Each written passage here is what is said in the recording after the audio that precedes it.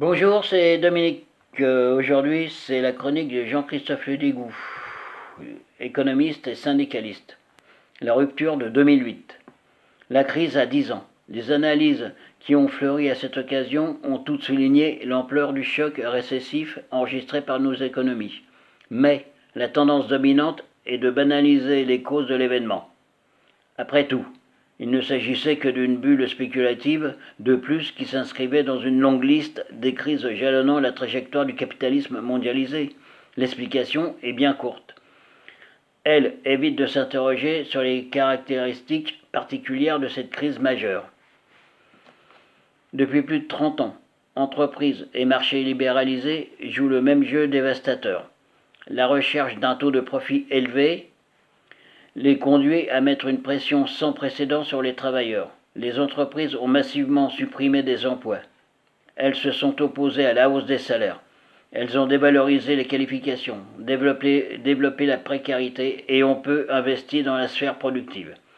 La mondialisation, quant à elle, a mis en concurrence des travailleurs à l'échelle du monde et accentué les pressions sur leur rémunération, leur statut, leurs conditions de travail et d'emploi. Partout, la part des salaires dans les richesses créées ou dans la valeur ajoutée a diminué et les inégalités se sont accrues.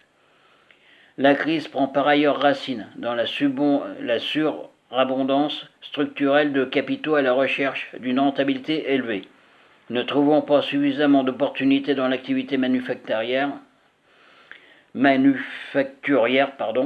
la distribution ou les services, les gestionnaires de fonds d'investissement ont cherché un taux de profit majoré dans la finance, ce qui aboutit à une hypertrophie financière de l'économie, c'est-à-dire une immense accumulation de dettes et de créances, publiques et privées, contrepartie d'une part d'une insuffisance à la demande et d'autre part de déficits qui s'accroissaient et qui aujourd'hui menacent à tout moment d'exploser.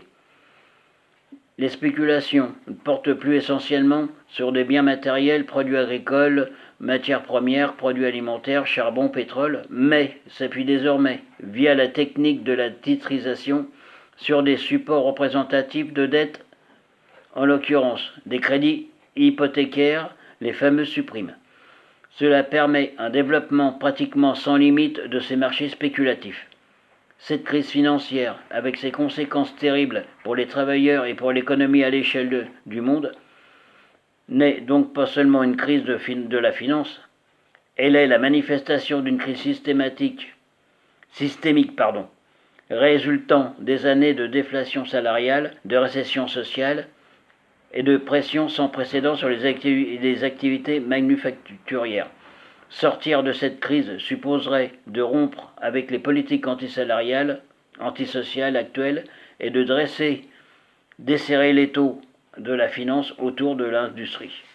Nos gouvernants ont dit vouloir poser de nouvelles règles, régulées et bien entendu indispensables. Mais pas suffisant. Les gestionnaires de fonds se jouent des mailles du filet et échappent aux régulations mises en place.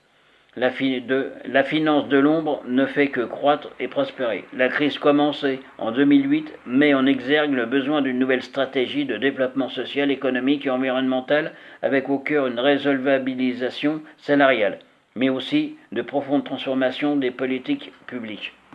Merci.